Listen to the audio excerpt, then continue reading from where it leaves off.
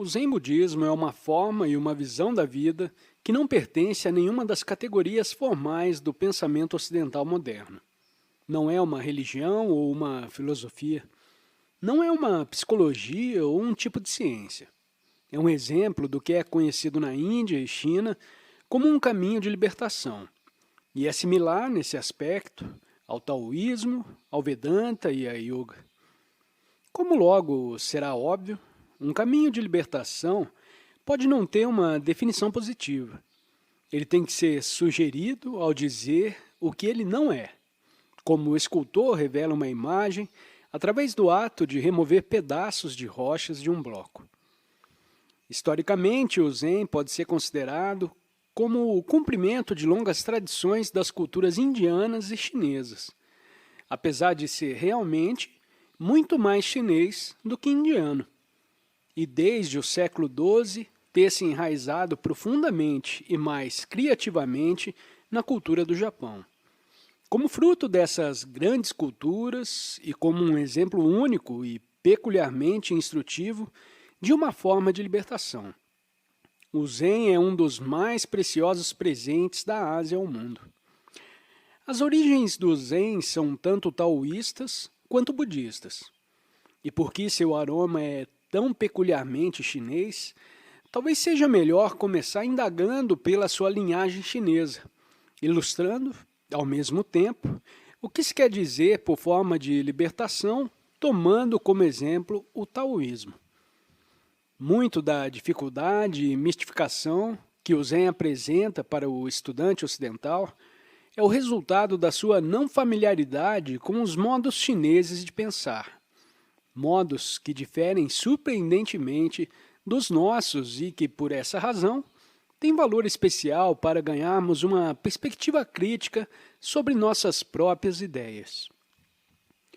O problema aqui não é simplesmente o de tornar-se um especialista em ideias diferentes das nossas próprias, como, digamos, as teorias de Kant diferem das de Descartes, ou aquelas dos calvinistas que diferem das católicas.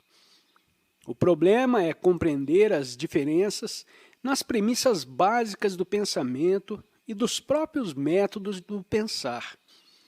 E esses são tão frequentemente ignorados que nossas interpretações da filosofia chinesa têm a tendência de serem projeções de ideias caracteristicamente ocidentais na terminologia chinesa.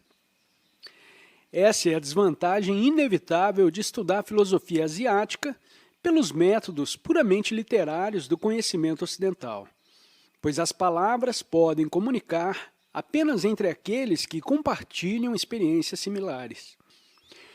Não se deve ir tão longe e dizer que uma linguagem tão rica e sutil quanto o inglês é simplesmente incapaz de expressar as ideias chinesas.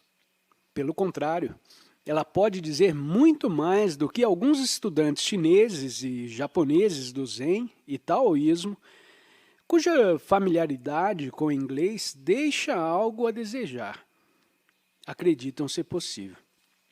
A dificuldade não é tanto na linguagem quanto nos padrões de pensamento que pareciam até aqui inseparáveis da maneira acadêmica e científica de tratar um assunto. A inadequação desses padrões para temas tais como o taoísmo ou o Zen é em grande medida responsável pela impressão que a mente oriental é misteriosa, irracional e inescrutável. Ademais, não se deve supor que essas questões são tão peculiarmente chinesas ou japonesas que elas não têm ponto de contato com nada de nossa própria cultura.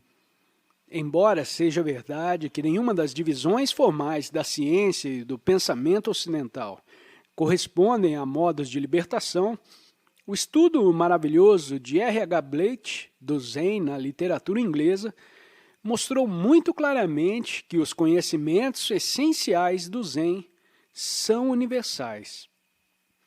A razão por que o taoísmo e o Zen apresentam à primeira vista tal quebra-cabeça para a mente ocidental é que nós tomamos uma visão restrita do conhecimento humano. Para nós, quase todo o conhecimento é o que um taoísta chamaria de conhecimento convencional, porque não sentimos que realmente sabemos de qualquer coisa, ao menos que possamos representá-la para nós mesmos em palavras, ou algum outro sistema de signos convencional, tal como a notação da matemática ou da música. Tal conhecimento é chamado código de comunicação. Assim como pessoas falantes da mesma linguagem têm concordâncias tácitas em relação a quais palavras devem estar para quais coisas.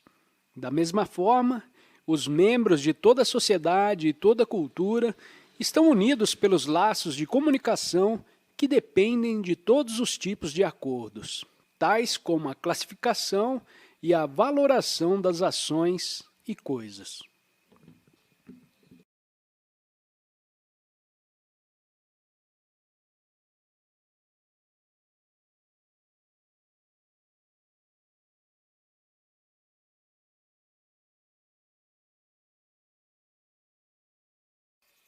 Obrigado por ter assistido a mais esse vídeo. Deixo o convite para você se inscrever no canal e compartilhar o conteúdo com quem você achar que precisa ouvir essa mensagem.